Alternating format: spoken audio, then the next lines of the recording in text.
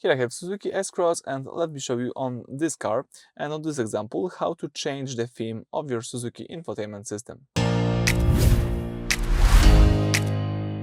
So at the very beginning, let's start by using the home screen. Let's find here and select the settings, so the gear icon. From the settings, you have to choose the general tab, the first one from the left. Here you need to scroll down until you see switch screen theme. Let's just tap it. Right now you are using crystal. This is the look of the crystal, but you can choose to layered. This is how it looks. It could be also basic. And I think the basic is the best for me, so let me tap OK. So you just change the theme of your infotainment system. You can check out if you have the same themes in your car. As I said, this is Suzuki S-Cross from 2026, and I think the most of Suzuki cars have the similar one, but let's check out and tell me in the comments.